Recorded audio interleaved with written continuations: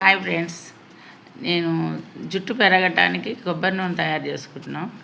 ఇంట్లో కొబ్బరి ముక్కలు, దేవుడి పూజలు అన్నీ కొబ్బరి చిప్పలు బాగా వచ్చాయి కాబట్టి ఒక 5 కిలోల దాకా కొబ్బరి ముక్కలు వస్తే అవన్నీ మిషన్లో కొబ్బరి నూనె తయారు చేయించి దాంతో ఈ కరివేపాకు, మందారాకు, తర్వాత అలోవెరా, తమలపాకులు, మెంతులు, మందార పూలు కూడా ఉంటే వేయచ్చు. నేను మందార ఆకేసాను, అన్నీ పచ్చివే.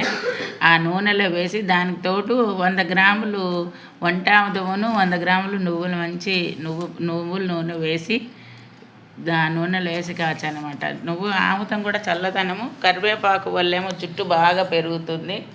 ఈ నూనె ఇదివరకు కూడా ఒకసారి తయారు చేశాను, బాగా జుట్టు పెరిగింది. జుట్టు ఒత్తుగా పెరుగుతుందనమాట. పిల్లలకి నిమ్మకాయ ముక్కలు, నిమ్మరసం పిండిన ముక్కలు కూడా ఉంటే అవి వేసాను. అంటే చుండ్రు కూడా ఉండదని చెప్పి వేసానమాట.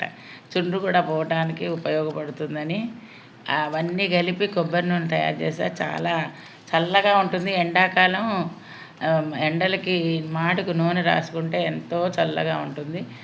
దీనివల్ల మా కోడలికి ఇదివరకు చేసినప్పుడు కూడా బాగా జుట్టు ఒత్తుగా వచ్చింది. ఇప్పుడు అందుకే మళ్ళీ చేయమంటే మళ్ళీ చేస్తున్నాను అనమాట. చాలా బాగా జుట్టు పెరుగుతుంది. పిల్లలకి, మాకు, మనవరాళ్ళకి మంచి ఉపయోగపడుతుంది. ఎందుకంటే అన్నీ మన పెరట్లో ఉండే చెట్లు అన్నీ ఇంటి దగ్గర ఉండే చెట్లే. మందారాకు, తమలపాకు కూడా చెట్టు ఉంది. కరివేపాకు ఒకటి కొనుక్కొచ్చి వేసి, కరివేపాకు వల్ల చాలా ఉపయోగం, చాలా జుట్టు బాగా పెరుగుతుంది. ఇంకోటి అలోవెరా కూడా ఇళ్ళ దగ్గర పెరిగే ఆకే, ఇంటి దగ్గర. కాబట్టి ఇవన్నీ మనకు దొరికే వస్తువులు, దొరికేవే కాబట్టి మనం చక్కగా ఇంట్లోనే కొబ్బరి నూనె తయారు చేసుకోవచ్చు.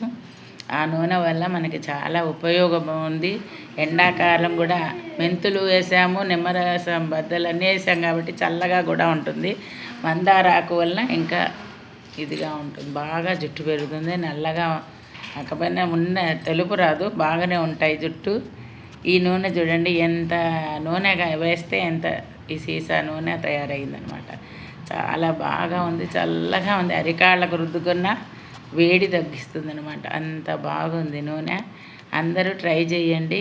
ఇలా నూనె చేసుకొని మన సొంతంగా తయారు చేసి తలకు నూనె రాసుకోండి.